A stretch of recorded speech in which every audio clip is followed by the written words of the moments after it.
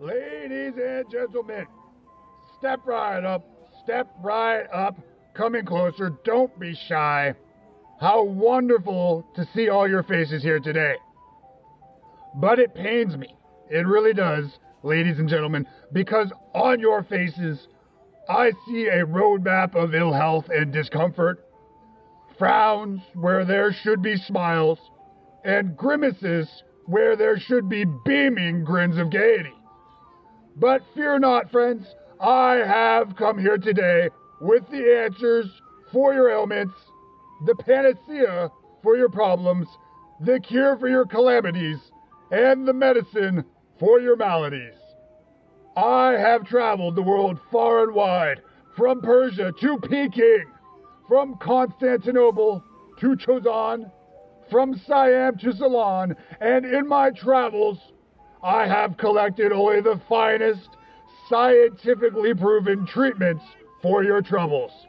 Now don't go wandering off, because right here today, on this very stage, I will show you things that can only be described as miraculous.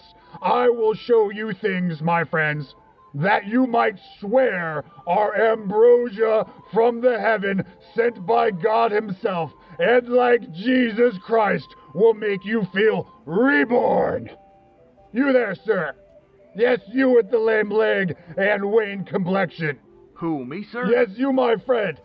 Now be honest, have you ever suffered from rheumatism, neuralgia, sciatica, lame back, lumbago, contracted muscles, toothache, frostbite, sprains, or swelling? Well, sir, I'd be a liar if I said I hadn't. I know, my good man, your anguish is like a tattoo upon your face.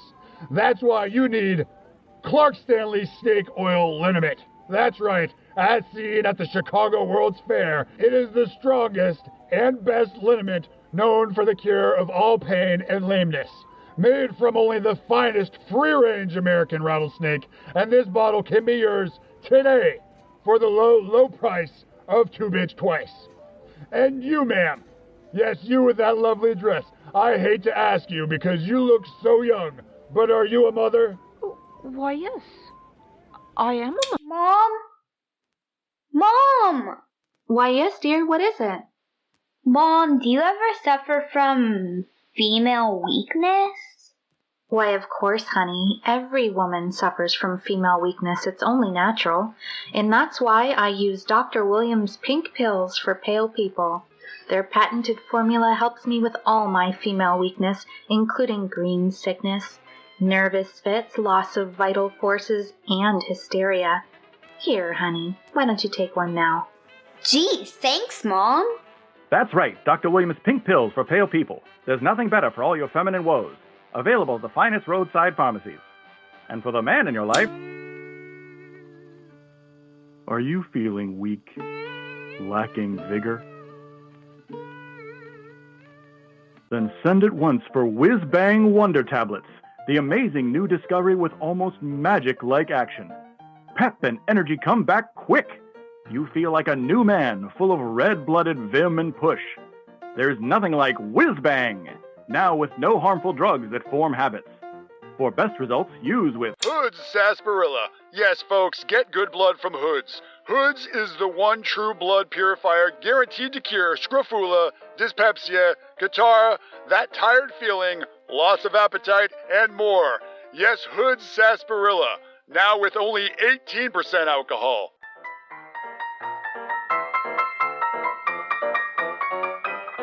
For the purest blood and the strength of a gorilla, there's nothing finer than Hoods Sarsaparilla. Warning. Do not use product if addicted to opiates. Use of product may cause opium or cocaine addiction and alcoholism. Other common side effects include constipation, diarrhea, dizziness, drowsiness, insomnia, suicidal thoughts, abnormal heart rhythms, internal bleeding, a general feeling of being unwell, anemia, infertility, hair loss, cognitive impairment, vomiting, severe rectal bleeding, and death. Hey there, everybody, and welcome to Quack Medicine, also known as snake oil or patent medicine.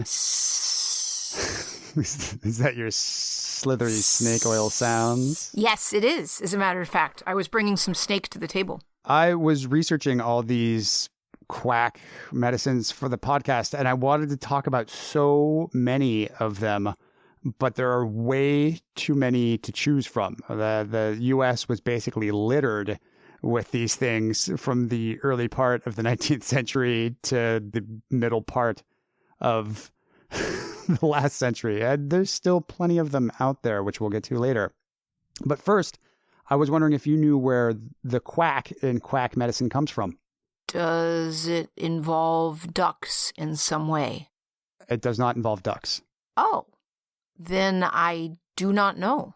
The quack in the medicine comes from quacksalver, which is the archaic Dutch word for a hawker of salve.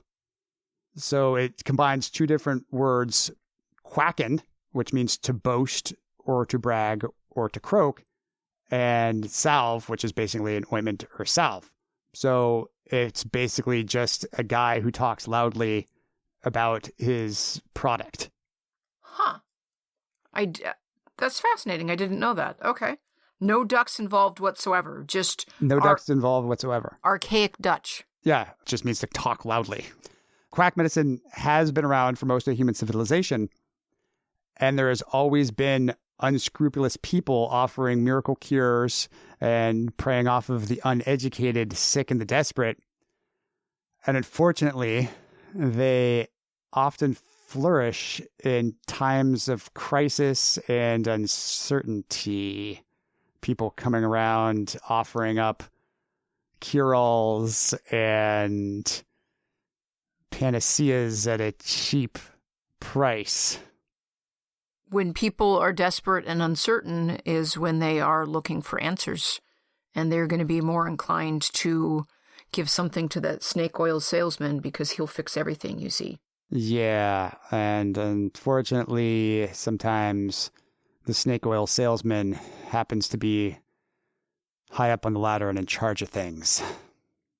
Right. It's very unfortunate when that happens. Mm-hmm. Even though most of the products that these people were hawking had no beneficial value at all, some of them actually did have their roots in real remedies. Go on. Snake oil. You know what snake oil is? You put a snake through an olive press and the oil comes out? Kind of. I don't know exactly how they get the oil from the snake. I wonder if there's virgin snake oil. First pressed virgin snake oil. I don't think that the snake comes out too well after the oil has been extracted. You could only squeeze the snake once to get the oil. The original snake oil came from China with the Transcontinental Railroad workers. It was made from Chinese water snake oil, and the laborers would put it on their sore muscles after a hard day's work on the railroad. What they have found is that the water snake oil did contain high levels of omega-3 fatty acids. And some studies have shown that omega-3 fatty acids might provide a wide range of health benefits, including the reduction of inflammation. Huh. So that's kind of like with willow bark being an early advent of what we now have as aspirin. Yeah, because it had salicylic acid in it. Right. What happened was these Chinese laborers would use it and they would share it with their American counterparts. And the term snake oil quickly became synonymous with all sorts of fake medicines that were going around the U.S. at that time. One of the reasons for this was because of the successful marketing of Clark Stanley's snake oil liniment. At the 1893 Chicago World's Fair, Clark Stanley made a big show of cutting up rattlesnakes and boiling them in a big pot and he was supposedly concocting his oil. However, what they found is that rattlesnakes that we have in the U.S. don't contain the same levels of omega-3s as the original Chinese water snakes, and this makes them useless for this kind of medical purpose. That didn't really matter anyway because his product didn't even contain any rattlesnake oil.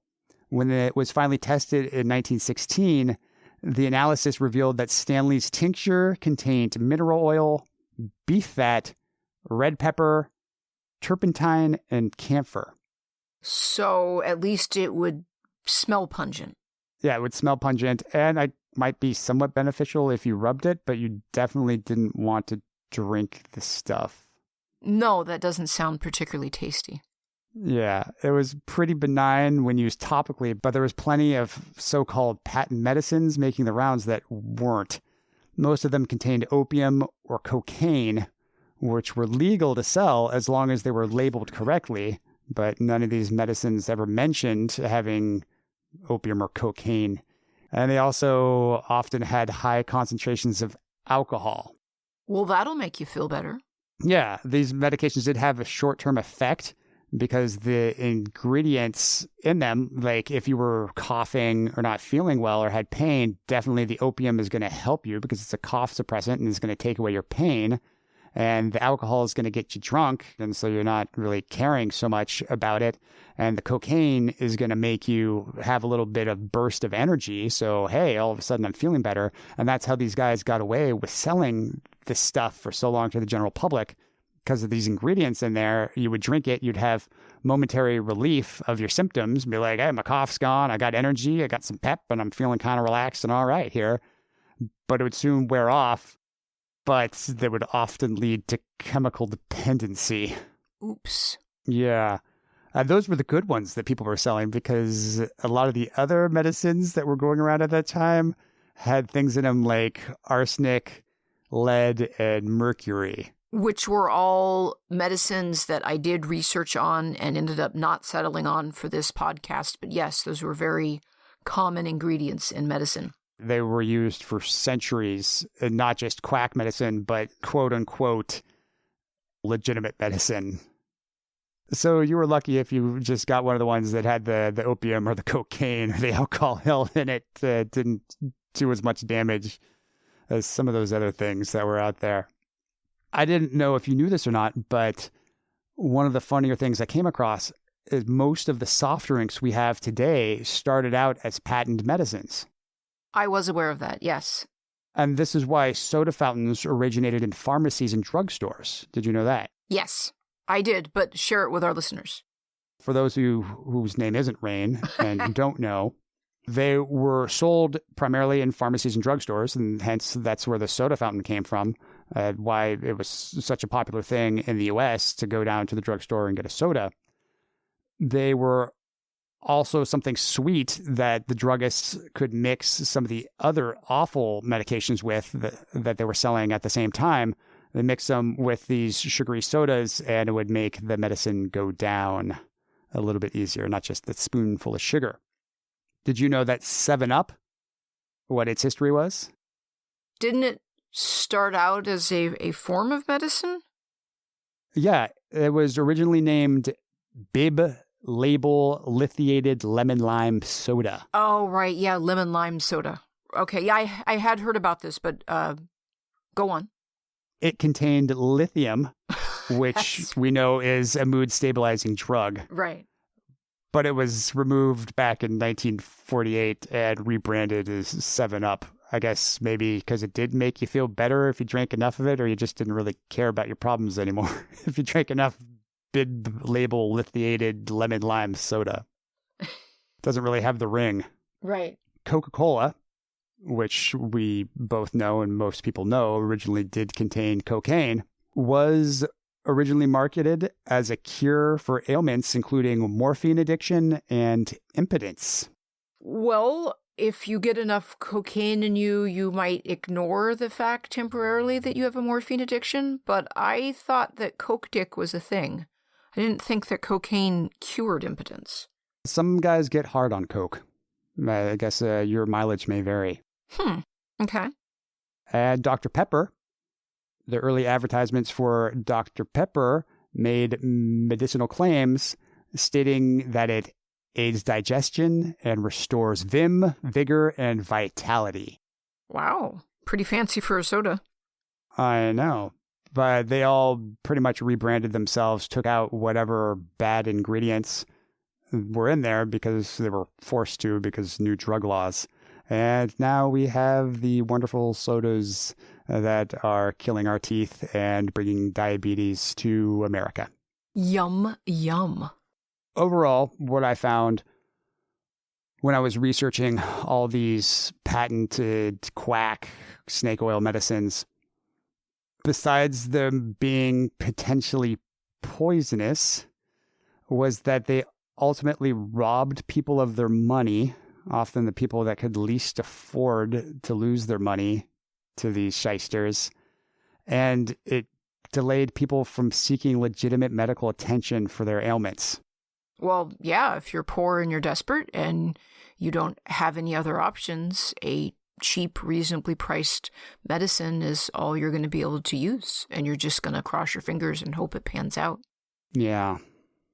It's unfortunately these people that prey on the uneducated and the ignorant in our society, and continue to still do so today. So today, what we're going to look at is quack medicine, past and present. I know you got a couple things, and I'm looking forward to hearing what you got to bring to the table. But first, I want to let everybody know that if they want, they can always call in with questions, comments, ideas, things they want to hear us cover on future podcasts. And we have a new call-in line. The Dirty Talk Podcast has its own dedicated call-in line now, and that line is 775-387-2278 or 775-DTP-CAST. That is 775-DTP-CAST. Give us a call and let us know what's on your mind. All right, I'm ready to hear what you got for us.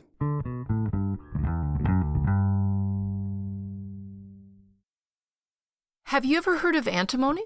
Is it kind of like alimony? No, it's an element. Okay, no, I do not know anything about antimony. It is, in fact, number 51 on the periodic table. Well, I'm sorry, I haven't memorized my periodic table of elements yet. You know what? You have the time. No more excuses. This is Plenty of time. Perfect opportunity to master your periodic table of elements. It is a metallic-looking element, and the reason that it factors into this particular podcast is because for most of human history, our medical knowledge was based on the concept of the four humors. Do you know what the four humors are?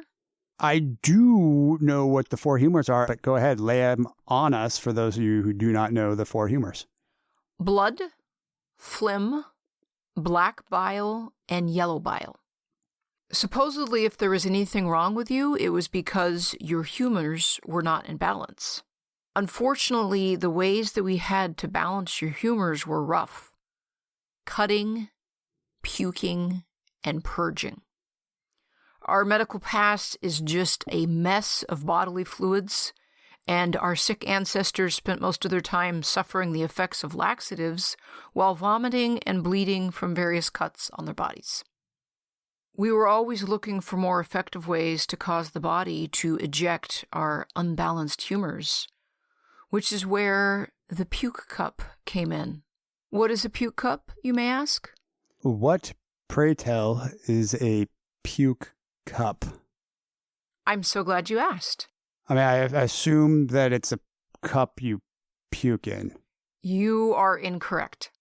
Oh. A puke cup is a small half-pint mug cast in antimony that got its start in Rome to help clear the decks, as it were, after overeating, so that you could do it all over again. And it became popular again in Europe in the 17th and 18th centuries. Many households had a cup of their own as a reliable part of their medicine cabinet. Wine was kept in one of these mugs or cups for a 24-hour period, and the wine would gain a vomiting or laxative quality. The acid in the wine acted upon the metal cup, and it formed tartarized antimony. If you drink it down, up it comes. Oh. Literally, the metal lined in these cups were guaranteed, if you drank wine that had been sitting in these cups long enough, they were guaranteed to give you diarrhea and make you throw up. The instructions were typically to fill the cup at night with white wine and take all of the wine the next morning in order to induce vomiting. Fill it with white wine and put a clove or two in it and a little mace. Then let it stand all night, and the next morning drink the wine, and it will taste of nothing but wine, and will work safely first by a vomit, and then by stools also. And accordingly as you would have it work, either gently or strong, you may put your wine in sooner or later at night. A child was instructed to take just half that amount. If it had not induced vomiting within a couple of hours, then they were to take the other half of the liquid. This method of using wine to gather a small portion of the metallic part of antimony was dependent on the acidity of the wine, which is why I am gathering the instructions are saying to use white wine and not red. If the wine was too acidic, then the concoction would become too strong for the body, resulting in poisoning and even death. Some cups seemed more prone to kill their patients than others, depending on how it had been manufactured. One cup purchased in London's Gunpowder Alley in 1637 for 50 shillings ended up killing 3 different people. Despite these risks, the puking cup was top of the line in terms of medical care, and people used it enthusiastically. The occasional horrible death for antimony poisoning was worth it for the sweet, reliable vomiting from both ends it could ensue. The resurrection of the cup may have occurred because of the prohibition of antimony in 1566 by an Act of Parliament. Basically, antimony was poison, and Parliament is like, okay, we're going to pass a law and we're prohibiting it. And as a workaround, metal tin cups were made with antimony as one of the ingredients. The resulting alcoholic drink would be used by sick people as a way to purge their body. To have the Renaissance version of Dr. Oz advocate for antimony was also a factor. 16th century celebrity physician Paracelsus believed that in addition to the 4 humors, a mineral-based medical philosophy was helpful as well. Earthly substances like antimony or mercury were the perfect elements. Antimony purifies itself, and at the same time, everything else that is impure. With not a lot of other options, something that had a visible effectiveness rate and you could keep reusing year after year had a certain undeniable appeal, poisoning risk or not. The family antimony cup gathered increased powers of suggestion, with years of being handed down from generation to generation. If there is a magical special cup in your family that is handed down through the generations that guarantees purging when you use it, at a certain point it's going to have an almost holy relic efficiency. Behold, to my dearest son, I bequeath my puking and laxative cup. May it serve you well. There were also everlasting pills made of antimony that had the same effect. After they did what they were supposed to do, I think that I know what this is going. you could fish them out, Oh, rinse okay. them, Yeah. and return them to the medicine cabinet. Mm. One pill could treat an entire family and be passed down as needed. Generations.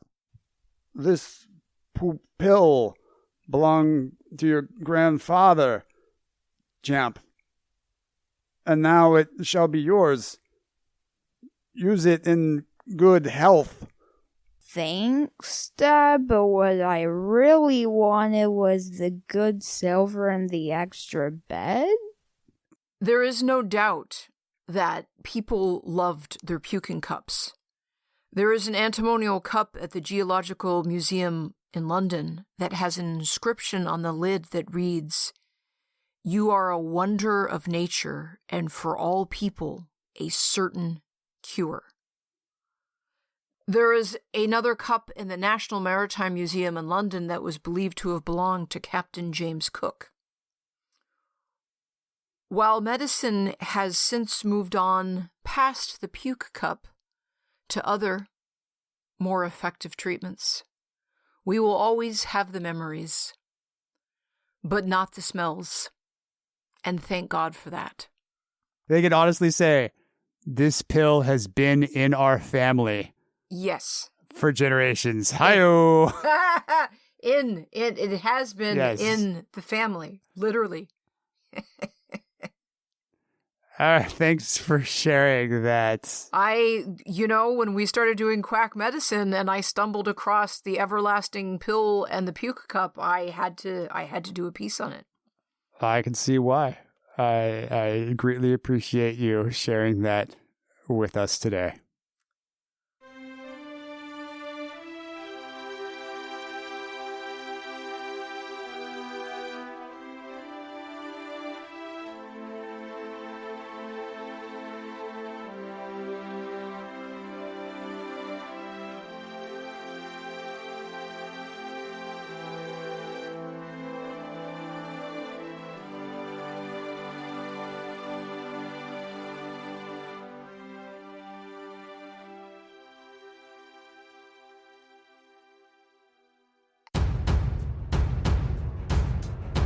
Previously on Dirty Talk After Hours.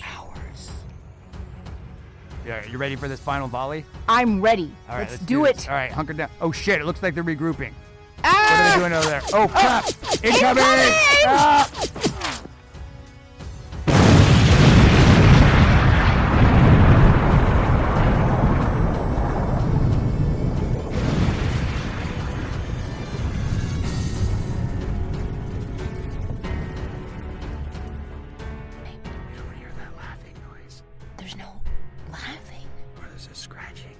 Scratching? What do you mean scratching? There's nothing scratching. Don't... Wait, I need to get out of here. Are you freaking out, man? Yeah, I can't be in here anymore. Don't freak out. Stay chill. There's no scratching. Let go of me. I'm not touching you. I'm not touching you. Something's touching. Nothing's touching. I'm freaking out, man. All right, let us out. Let us out. Let us out of here. Turn a little bit more and take another half step back. Half step. No.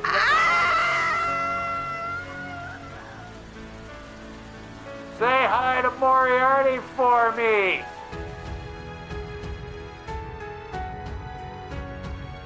Dirty Talk After Hours.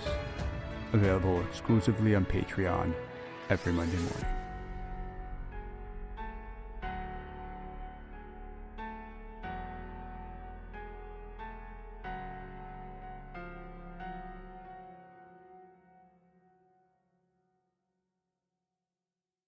If you do want to get access to the Dirty Talk After Hours podcast, you can get it in one of two ways. You can follow Rain to Gray on Patreon at patreon.com/Rain to Gray. You have to type it out exactly. I'm not searchable because I'm naughty. She has been blacklisted. She's in the adult ghetto. I'm a bad girl. Or you can head on over to our brand spanking new shiny Dirty Talk podcast Patreon, which is patreon.com/Dirty Talk podcast.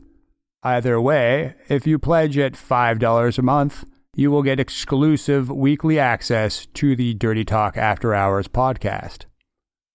Have you heard of the golfing Playboy and the radioactive water? No, but if you hum a few lines, I'll try and follow along. Yeah, you might not want to follow along too closely with this one because it ends in horrific, painful death. Okay, yeah, I'm out. The thrill of discovering something new can be quite a rush indeed. It is natural to try and think of all the positive ways in which a new discovery can be beneficial. After all, the idea that something you recently discovered could be harmful or dangerous is one that people try to avoid. Nobody wants to put in a lot of hard work and then be unable to use the end product. It was thinking like this that caused many deaths early in the adoption of electricity. Electricity was such a thrilling concept that people fell all over themselves to find as many ways as possible in which to use it, including the electric tablecloth that you could screw a lighting system down the center, but mostly succeeded in giving yourself electric shocks. The same held true with radiation. When we first discovered it, we were certain it had to be a magical elixir, a potent potion that could fix all the things.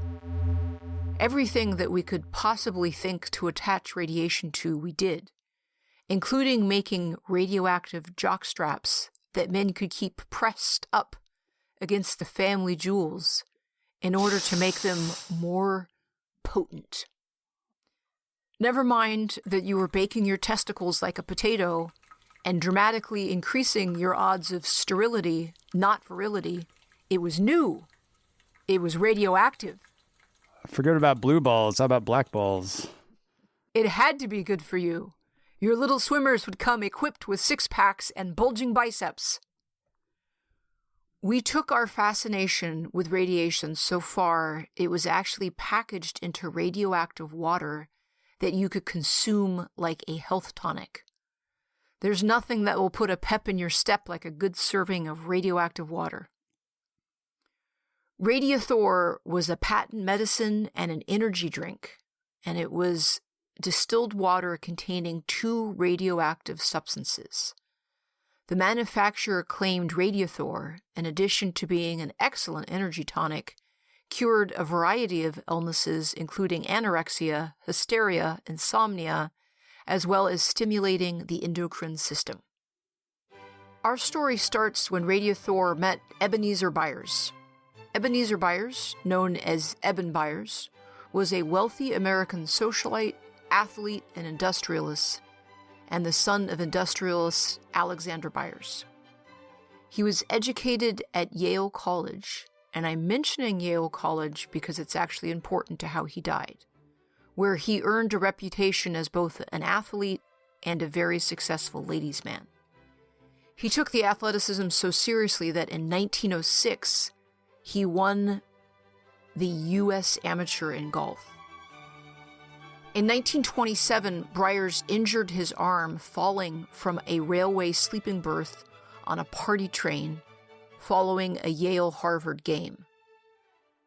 They used to have party trains as opposed to party buses, and I suspect there may have been some alcohol involved as to why he fell out of the sleeping berth. You suspect strongly, I assume.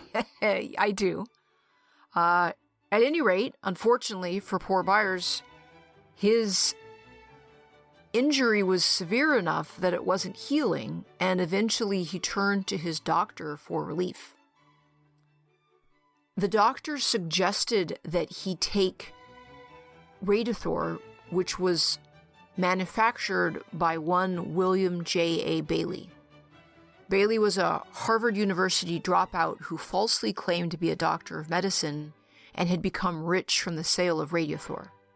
He offered physicians a 1/6 kickback on each dose prescribed. We will never know if that is what prompted Byers' doctor to make the recommendation or not. I think pharmaceutical companies are doing the same thing today. To this day, that is correct. I don't know if you can actually give doctors cash kickbacks. I think these days it's more like golf trips and business trips and... Yeah, there's ways around it. There are, yes. The kickbacks are still happening.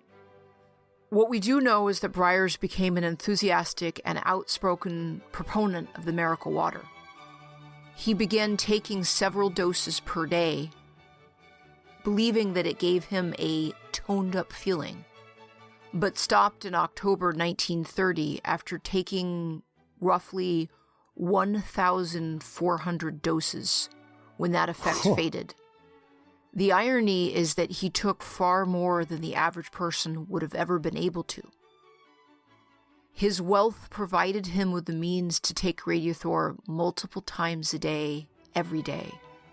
He was literally rich enough to purchase his own death. By the time he realized that something was amiss, it was too late. He lost weight and had headaches, and his teeth began to fall out of his skull. In 1931, the Federal Trade Commission asked him to testify about his experience, but he was too sick to travel, so the commission sent a lawyer named Wynne to take his statement at his house. The lawyer reported back that only 2 chipmunk teeth protruded from a bone fragment below his nose. His entire lower jaw and chin were gone, rotted away from radiation poisoning. He even had openings in his skull, exposing his brain. A more gruesome experience in a more gorgeous setting would be hard to imagine, reported Wynne in the April 11th, 1932 edition of Time magazine. Young in years and mentally alert, he could hardly speak. His head was swathed in bandages. He had undergone 2 successive operations in which his whole upper jaw, except 2 front teeth, and most of his lower jaw had been removed. All the remaining bone tissue of his body was slowly disintegrating, and holes were actually forming in his skull. Ooh, it's never good when you have skull holes. Well, I mean, people that are huge proponents of trepanning would disagree with you and are all about drilling holes in their skulls. Drilling the holes in the skull. We should have put that in for Quack Medicine. Maybe we could always do Quack Medicine too. There's so many good Quack Medicines out there. Maybe we'll fit it in the Quack Medicine After Hours. Oh, yeah. Good shout out for the After Hours. It was game over for Briers, and he passed on March 31st, 1932. His bones were so radioactive, he had to be buried in a lead-lined coffin. His death heightened awareness of the danger of radioactive cures after it was featured in Time magazine, and the Federal Trade Commission ended up ordering Bailey's business to cease and desist from various representations theretofore made by them as to the therapeutic value of Radiothor, and from representing that the product Radiothor is harmless. Bailey either didn't get the memo or really believed in his product, as he later founded the Radium Institute in New York and marketed a radioactive belt clip, a radioactive paperweight, and a mechanism which was purported to make water radioactive. Luckily, the time of radioactive water, belt clips, and paperweights have passed. These days, we are at the cutting edge of medicine, and surely not doing any practices that the future will look back at skeptically in 50 years, right? Right? Yeah, most guaranteed, definitely 100%.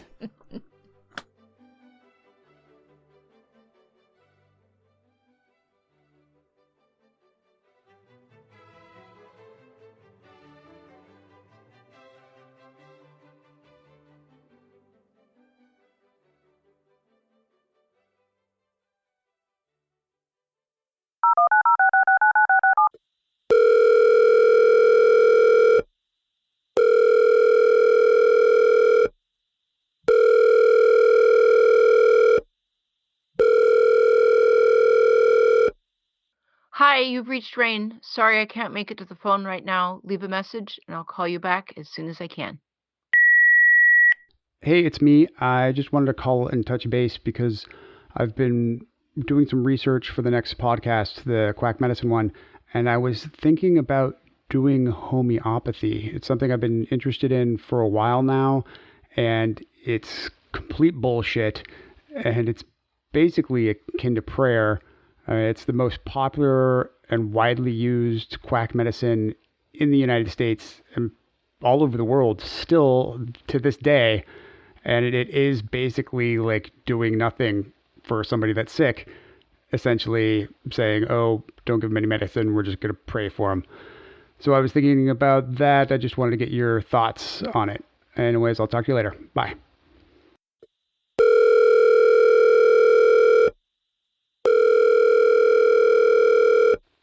Hey, you've reached Chris. I'm not around right now, but you know what to do and when to do it. Oh, hey, I got your message. I think that homeopathy would be a great topic to do some research on. No joke. I told you how my mother is super into that stuff. It's sugar pills. Come on. It's sugar pills and it doesn't work. But when I was a kid, she swore by that stuff. She had a giant chest full of all these bottles. Just all the pills look the same. They all look the same because there's nothing in these pills. I'm telling you, they don't work. But she would combine them and the different labels. She would make little piles of sugar pills. And when I was a kid, I loved that she treated me with these sugar pills because we were forbidden sugar. And it was the only way I could possibly get any sugar. So I encouraged all of her homeopathic treatments because I would get that sweet sugar hit. You should totally cover it. That's a great topic. I don't know if we should include your prayer line. Someone might take offense to that. All right, I'll talk to you soon. Bye. Hey, I got your message. That's pretty funny about the pills. I could imagine you as a young girl being denied the sugar and then pretending to be sick all the time just so your mom would give you some sugar pills. Anyways, I've been doing research on this stuff and it is even weirder than I thought. There's some really crazy stuff here and I think it's going to be perfect. Some of it even has to do with the four humors, and I think you mentioned you were going to be talking about the four humors, the blood and the biles and everything. I will take the praying line out. Oh, I don't want to offend anybody, I know. So we're going to leave that out of the podcast. Anyways, I'll give you a call when I got my research done. I'll run it past you before we record. All right, I'll talk to you later. Oh, yeah, interesting. Okay. I'm doing something about four humors myself. I think it's coming out pretty good. I can't wait to share it with you. Looking forward to hearing what you're bringing to the table. I hope the research is going well. Talk soon. Hey, I'm glad I finally got a hold of you. I just wanted to run this stuff by you if you got a quick second. Okay, yeah. Lay it on me. What'd you find? Okay. So it all started in 1796 with this guy, Samuel Hahnemann, who was a doctor. And he gave up being a doctor because the only way they had to treat people back then was they were still doing the four humor stuff, right? Okay. And he thought that it was awful to do this bloodletting and that they were doing more harm than good, which he was right about, and pretty much the only thing he was right about. So he gave up being a doctor and started transcribing medical textbooks. And in one of these medical textbooks, he found this mention by this physician named William Cullen, who was really well known at the time. And Cullen had this theory about cinchona bark because it was used for treating malaria. And this guy Cullen thought that it treated malaria because of its astringency. Hahnemann was reading about this and he said, no, I don't think so, because there's other astringent things that don't cure malaria. So what he decided to do was go and eat a bunch of this bark. And then? So what happened was it gave him a fever and all the symptoms that were similar to malaria. So he made this assumption in his mind that if the substance gave you the same symptoms as the illness, then if you take the substance, it'll also cure you from the illness. What? Based on that, he developed this belief, and this is what all of homeopathic medicine is based on, is this idea that like cures like, which he called similia symbilis curantur. It was later discovered that this cinchona bark had high levels of quinine in it, and that's actually what helped cure the malaria, because quinine kills the parasite that is causing the malaria in the person. So it had nothing to do with that the bark gave him the same symptoms. Huh. Based on this idea that he had, he started going out and randomly ingesting all these other substances to see what they would do to him. So just random roots and different plants. And he even got his family to do it with him, and he observed them and had them keep these diaries as to what their symptoms were when they ingested these different things. He called this practice proving, and he went ahead and made a list of all the different things that had the same effect as common illnesses so he could start making his remedies. Go on. The way he made his remedies was that he would take the substance and then dilute it in alcohol or distilled water. And then he would vigorously shake it in a process he called concoctions. And this whole process of making remedies was called dynamization or potentization. Hahnemann believed that the process of concoctions activated this vital energy of the diluted substance, and that successive dilutions increased the potency of the preparation. So the more dilute it was, the more potent it was going to be. What? He created this C scale, which stands for centesimal, because he diluted the substance by a factor of 100 at each stage. So we'd start with the original substance, 1 part of the original substance to 10 parts of whatever he was diluting it in, and then he would take 1 drop of that and mix it with 99 drops of water or alcohol, and then he would keep doing that, take 1 drop of this new solution, and then add it to 99 of other plain water alcohol, and he would do this numerous times, and his favorite one was to do it up to 30 times. So when you see that on the bottle of homeopathic medicine, the 30C means that it's been diluted by a factor of 130 times. So essentially, there's nothing left in it. I'm not sold. I mean, that's the least convincing medicine I've ever heard. At the time, they thought they could do this because the molecule had been discovered as the smallest unit of a particular substance, like how water is just 2 hydrogen atoms and 1 oxygen atom. Because of this, people assumed that you could just dilute any mixture indefinitely. They didn't know that you reached a limit. We have since discovered that you can't infinitely dilute these things, thanks to Avogadro's constant. And it's been mathematically shown that the greatest dilution that is reasonably likely to contain 1 molecule of the original substance is a dilution of 12C, so diluted by a factor of 112 times. But even then, there's only a 60% probability of containing 1 molecule of the original material in this solution. At Hahnemann's recommended dilution of 30C, this would mean that you would have to give 2 billion doses per second to 6 billion people for 4 billion years to deliver a single molecule of the original material to any one patient.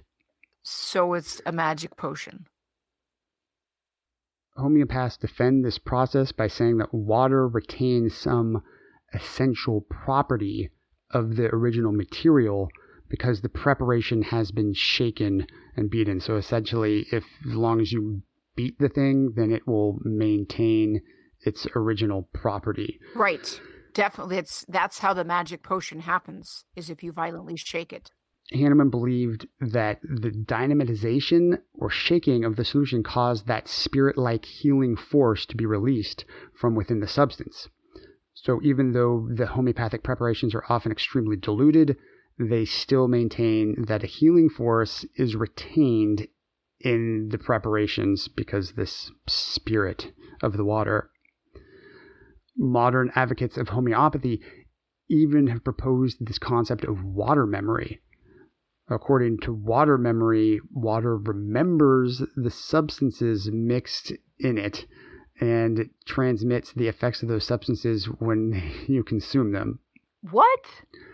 However, the magical spirit of the substance comes to be in the remedies doesn't really matter, because one of the main principles of homeopathy is that the less of the substance you take, the more powerful or healing it is. So the mathematic improbability of there being any of the original substance left in their concoctions must make them extremely powerful healing agents. Yes, that's some solid logic right there. But homeopathic remedies aren't limited to tangible things. Okay, get this.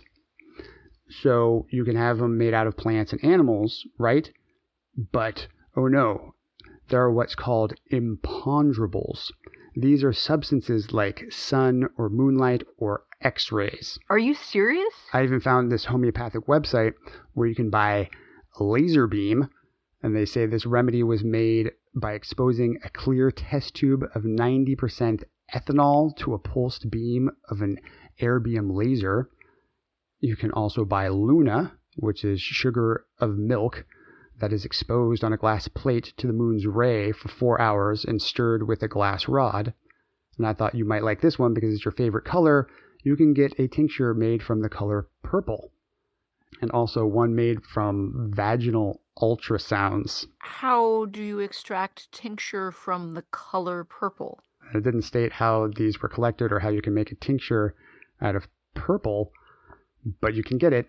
And of course, they have the ever-popular Stonehenge, which is made from the captured emanation of the energy there. The other thing I found that's crazy is that there are some circles in homeopathy that say simply writing the prescription down on a piece of paper and placing a glass of water over it, or merely whispering the remedy into lactose, is effective enough. So all you have to do is say the name, the magical name, and you get the effects? So you basically say, you will cure cancer to some lactose, and that's going to be effective enough, but you got to give the correct number of dilutions. So you're like, this is the substance diluted this many times. What? This method is so wacky that it has even created a divide in the traditional homeopathic community, because the traditional homeopaths say that this is completely unscientific and verging upon magic and superstition. No. Yeah. In my research, I couldn't find any valid scientific studies on homeopathic remedies. They basically don't have any effect beyond placebo. So this made me wonder why homeopathy has lasted for over 200 years. It's still strong as ever, and there's numerous people claiming to have benefited from it, right? So what I did find is that in Hahnemann's time, his approach got rid of the bloodletting and the toxic concoctions made from mercury, so the patients actually got better on their own. Their immune systems weren't being taxed by being drained of blood or being burnt by hot pokers or made to drink toxic chemicals, so their immune systems healed them. Okay, that makes sense, actually. So he came along and gave them remedies that had no side effects because there was literally nothing in them except for water or alcohol or sugar, and they got better.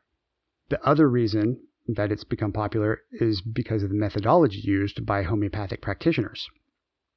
They spend at least an hour discussing every possible thing in the person's life with them to try and determine what's wrong with them.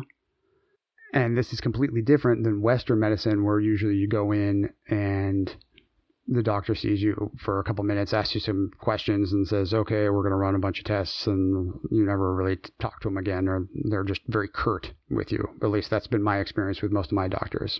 Oh, so it's a bit of a therapy session as well. There's also evidence that the placebo effect can be transferred, and that if it's given to you by somebody you see as an authority, then it might even have a greater possibility of you receiving the placebo effect.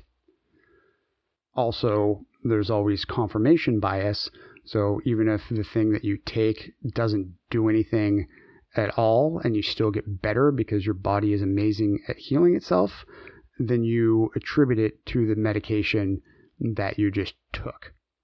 Also, a lot of homeopathic doctors are completely against Western medicine, and when they start working with a patient, they tell the patient, stop taking all this prescription medication, and oftentimes the prescription medication will have side effects, and the patient will stop taking it, and they'll stop experiencing those side effects.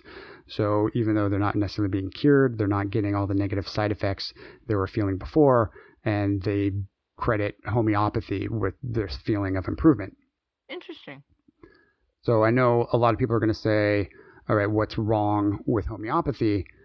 If it's helping people feel better, the main problem with it is like the problem with all the other quack medicine that we were talking about earlier. Most homeopaths have a negative view of traditional medicine, and because of this, they might cause people to delay seeking proven care and treatments. They also villainize pharmaceutical companies. Now, I'm not going to defend pharmaceutical companies because I have my own issues with them, and I have an issue with a lot of the ways medicine is practiced, especially in the US. But we can talk about that in a different podcast. But what people don't realize is that homeopathy is huge business. Like, we're talking billions of dollars. And one of the figures I found was that in 2018, it was estimated to have sold $5.6 billion of products alone. That's just products, not like consultation services or anything else. That's just product. And it's even growing at about 4% a year. So can you imagine these profits that these companies are making, the margins that they're making, basically selling just sugar, water, and alcohol to people? It's insane. So essentially what I want to try and get the idea across is that homeopathy is basically only slightly better than all the other shyster traveling medicine men of the Old West and all the other sham products that are out there, because they're not going to have opium in there, or they're not going to have mercury or lead unless it's diluted so much that it's actually literally nothing there. And that's essentially what I wanted to get across. So I'm trying to figure out how to present all this information in the best way. Okay, that's good. Yeah. I like that. So how are you going to put it all together? Like, are you going to do like a skit or a bit with it? Like some of the stories you've done, or is it just going to be just straight reporting? Yeah, I don't know. Like I said, I'm still kind of working on that. I'm going to mull it over my head a little bit, and then I'll figure out where I want to go with it and what direction. I don't know. But I'll let you know what I come up with. All right. Well, I'm looking forward to hearing what you get. All right. Talk soon. Bye. Thanks, everybody, for joining us once again for another episode of the Dirty Talk podcast. It was a pleasure having you along with us on this crazy wild ride as we look at some of the insane things people have done to cure themselves. If you're desperate, you're going to try anything. Yeah, you pretty much will, and that's what happens over and over again in bad situations, in desperate times. Somebody's going to come along, wave something in your face, and be like, this is guaranteed to work. What do we have to lose? Before we go, I do want to once again put out the podcast challenge, which we put out every time. And what is that challenge? Rate, recommend, and review. That's right. It is the 3 R's. So if you like the podcast, you appreciate what we're doing, tell your friends about it. The podcast can be found on iTunes, Google Podcasts, Spotify, Stitcher, Spreaker, pretty much anywhere you can find a podcast. We're even on YouTube. I'll be throwing up some images on the Dirty Talk podcast Instagram, some of the weird quack medicines I came upon while doing research for this podcast. Check out our Instagram. We are the Dirty Talk podcast on Instagram. And finally, we want to thank our honorary producers, who are Rolf Hansen and his wives. Yes, thank you very much, Rolf. We greatly appreciate your support. And if you want to become an honorary producer, you can find out the details by going to patreon.com/Dirty Talk Podcast and you'll find all the information you could ever need right there. Hint, you give us money. This is a capitalist endeavor, my friends. We can't sell sugar water and make a profit off of selling nothing. I know your mom liked to wave crystals over things and then try and sell them as tinctures and cure-alls, right? She would take a bottle of sealed, purified water and then put a bottle of sealed essential oil next to it. And then, because of the magical properties of water and the magical properties of essential oil, it would be transmuted from the unopened bottle of oil that was side by side to the unopened bottle of water. Then you could drink the water and be cured of your gout and your headaches and your insomnia. And she was utterly convinced that this was this great product line. She herself could not come up with labels, so she took some of those "Hi, my name is" labels, labeled what her magic bottles of water were going to do, and took it to Whole Foods, convinced they were going to carry her product line, and she would be set for life. And she came back to me saddened and in shock, and informing me that Whole Foods did not want to pick up her product line of magical water. See, the only difference between her and the people hawking their homeopathic medicine Better is they labels. just got enough. Well, better labels. They just got enough people to believe in it. They just got more people to believe in it. But I can empirically say that her water that was infused with the essence of essential oils sitting next to it is just as effective as all those expensive homeopathic medicines you can find in the store. And you know what? You can just make your own at home. or if you want some, I'll sell some to you. Give me your address, send me some money in the mail. I'll ship you all sorts of weird crap that I guarantee will make you feel better if you believe in it hard enough. That being said, thanks again for joining us once again, and we look forward to talking to you next time. Over and out, my friends. Jaunty salute. Firing off. Bye.